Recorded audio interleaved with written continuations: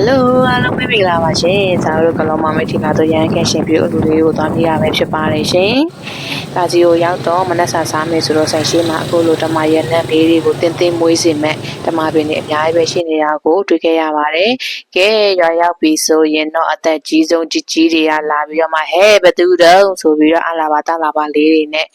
လာနှုတ်ဆက်ကြတော့ပါမယ်။ပူတာဆိုတာကတော့အခုလိုတော့တိတ်ကုတ်ထန်းလဲအောက်မှာ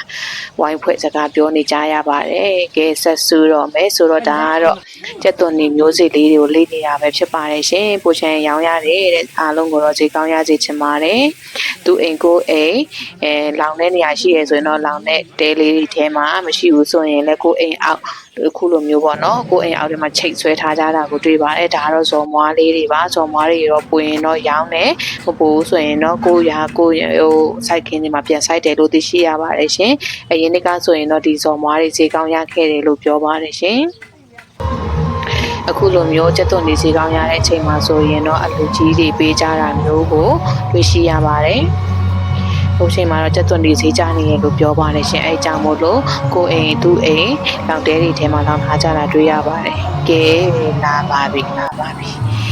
မကြီးရွယ်ကလောမှရှားတလောက်ပေါ့နော်ဘယ်ရွာမှာတော့ပေါ်လိုက်တာချက်ကျွေးလိုက်တာဆိုတာအလက်တိုင်းစိတ်စားလို့ကလည်းတိတ်ကောင်းရာဒီဥတုကလည်းအရန်ပူတာဆိုတော့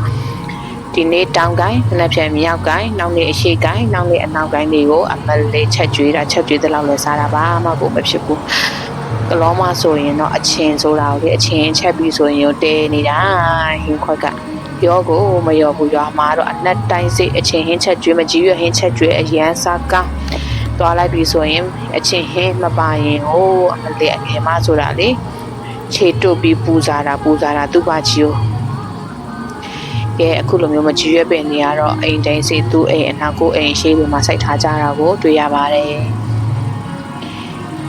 ကဲနောက်ကြရင်တော့ဘာလာမလဲဆိုတော့မနက်ဖြန်ရဟန်းကန်ရှင်ပြုမဲ့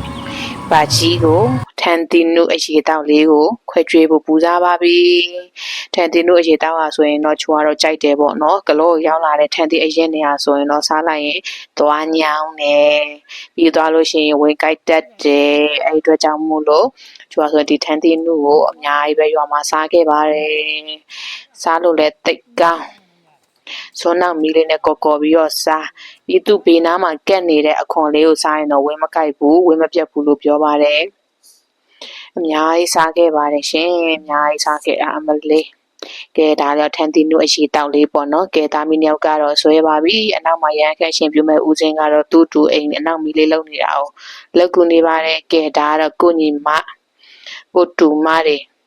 ကိုရဲ့မြေးလေးတွေပေါ့နော်အသက်တာငယ်သေးတာမြေးတွေကတော့ရနေပါပြီရှင်ကဲသူတို့တွေကတော့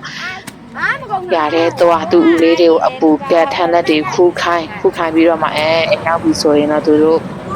ကြီးကိုအပူကတ်ပြီးခါကြတော့မှစားတာအပုံလိုက်အခုလိုကြည့်ရှုပေးတဲ့အတွက်ကျေးဇူးအများကြီးတင်ပါတယ်ရှင်ကဲဒါကတော့ကျိုးရွာသွားလို့ရိုက်ခဲ့တဲ့အကြောင်းအရာလေးပဲဖြစ်ပါတယ်ရှင်အသေးလေးပေးပြီးအပေါင်းလေးနဲ့ခဲ့ပေးပါအောင်နော်ညာဒေတာကတော့ပူပင်မဲ့တည်းရဲ့အောက်မှာနေရတဲ့အရာတာလေးတွေကိုလည်းသိရင်လည်းမှန်ခဲ့ပေးပါအောင်ရှင်like and subscribe လေးလုပ်ပြီးတော့မှဘေးက notification လေးကိုလည်းနှိပ်ခဲ့ပေးပါအောင်ရှင်အားလုံးကိုကျေးဇူးအများကြီးတင်ပါတယ်ရှင်